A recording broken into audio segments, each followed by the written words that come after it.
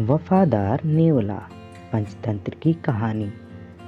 एक बार देव शर्मा नाम के ब्राह्मण के घर जिस दिन पुत्र का जन्म हुआ, उसी दिन उसके घर में रहने वाली नकुली ने भी एक नेवले को जन्म दिया। देव शर्मा की पत्नी बहुत दयालु स्वभाव की स्त्री थी। उसने उस छोटे नेवले को भी अपने पुत्र के समान ही पाला पोसा और बड़ा किया। वह नेवला सदा उसके पुत्र के साथ खेलता था। दोनों में बड़ा प्रेम था।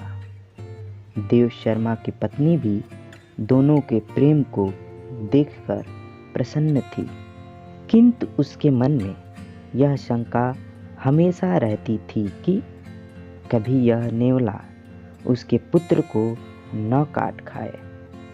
पशु को बुद्धि नहीं होती, मूर्खतावश वह कोई भी अनिष्ट कर सकता है। एक दिन उसकी इस आशंका का बुरा परिणाम निकल आया। उस दिन देव शर्मा की पत्नी अपने पुत्र को एक वृक्ष की छाया में सुलाकर स्वयं पास के जलाशय से पानी भरने गई थी। जाते हुए वह अपने पति देव शर्मा से कह गई थी कि वहीं ठहर कर वह पुत्र की देख रेख करे, कहीं ऐसा न हो कि नेवला उसे काट खाए। पत्नी के जाने के बाद देव शर्मा ने सोचा, नेवले और बच्चे में गहरी मैत्री है, नेवला बच्चे को हानि नहीं पहुंचाएगा।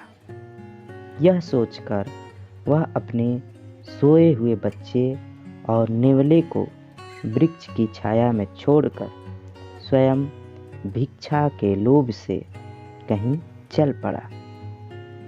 दैववश उसी समय एक काला नाग पास के बिल से बाहर निकला। नेवले ने उसे देख लिया। उसे डर हुआ कि कहीं यह उसके मित्र को न डस ले, इसलिए वह काले नाग पर टूट पड़ा और स्वयं बहुत छत बिछत होते हुए भी उसने नाग के खंड खंड कर दिए। सांप को मारने के बाद वह उसी दिशा में चल पड़ा जिधर देव शर्मा की पत्नी पानी भरने गई थी। उसने सोचा कि वह उसकी वीरता की प्रशंसा करेगी, किंतु हुआ इसके विपरीत। उसकी खून से सनी देह को देखकर ब्राह्मण पत्नी का मन उन्हीं पुरानी आशंकाओं से भर गया कि कहीं इसने उसके पुत्र की हत्या न कर दी हो। यह विचार आते ही उसने क्रोध से सिर पर उठाए घड़े को नेवले पर फेंक दिया। छोटा सा नेवला जल से भारी घड़े की चोट खाकर वहीं मर गया। ब्राह्मण पत्नी वहां से भागती हुई वृक्ष के नीचे पहुंची। वहां पहुंचकर उसने देखा कि उसका पुत्र बड़ी शांति से सो रहा है और उससे कुछ दूरी पर एक काले सांप का शरीर खंड खंड हुआ पड़ा है।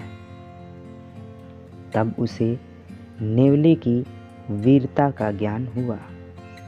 पश्चाताप से उसकी छाती फटने लगी।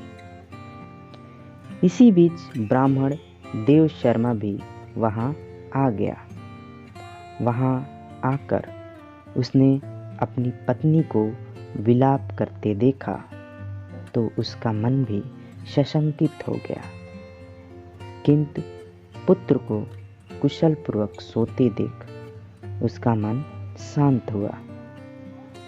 पत्नी ने अपने पति देव शर्मा को रोते रोते नेवले की मृत्यु का समाचार सुनाया और कहा, मैं तुम्हें यहीं ठहर कर बच्चे की देखभाल के लिए कह गई थी।